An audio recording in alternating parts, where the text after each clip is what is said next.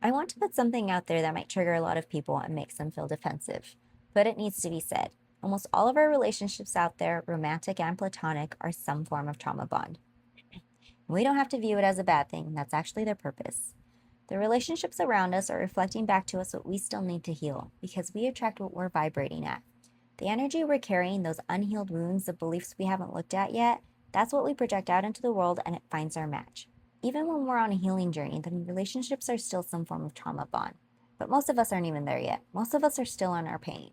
And so the relationships around us keep reflecting that.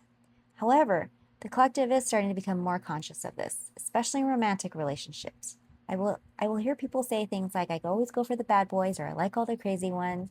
They think it's just their type or it's a preference, but it goes so much more deeper than that. I believe that our whole idea of what a relationship is supposed to be is completely misplaced. We think we're here to find the one and live happily ever after.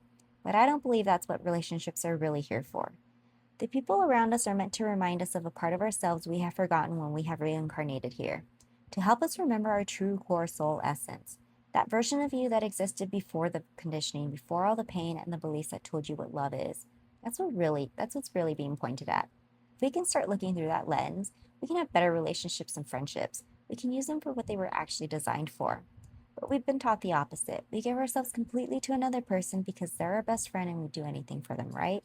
Even when they're unintentionally hurting us at the same time. We pour everything in because that's what love is supposed to look like.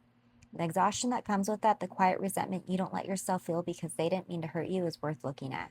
What belief about love is driving that level of giving? And I get it, it's so much easier to say they were wrong, they were toxic, they were the problem. Turning that mirror on yourself is hard. That's exactly where the freedom is. It's time to stop hurting ourselves through them and start waking up to what they're actually showing us. Because when we start seeing our relationships as mirrors instead of sources, everything changes. We stop looking for the ones out there and start looking at what's being reflected in here. That's where the real healing begins. And what that healing actually gives you might surprise you. When you do that inner work, when you really understand the purpose of the relationships in your life, something unexpected happens. You realize you were never actually lonely.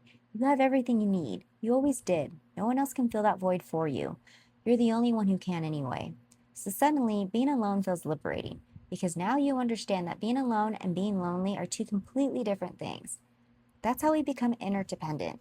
Coming from that place, a healed place, a full place, to begin any new relationship lays down a foundation you can actually build on. When we come from a healed place, we're no longer insecure in our relationships, we no longer compete or compare.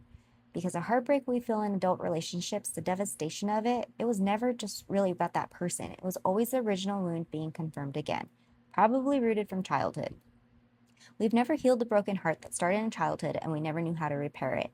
That's why heartbreak always felt so devastating. It wasn't just losing the person, it's confirming the oldest wound we carry. But when the heart is healed, really healed, no one can ever truly break it again. You'd still feel the loss of it, of course, and you'd still grieve, but you'd grieve from wholeness, not from brokenness. There's a difference. And that's what's waiting on the other side of all of this. Nobody told me what relationships are actually for, and now I'm telling you.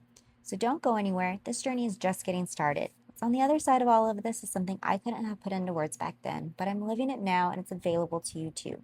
You've been listening to Nobody Told Me, and if you made it to the end, thank you. Like, subscribe, and I'll be back with more.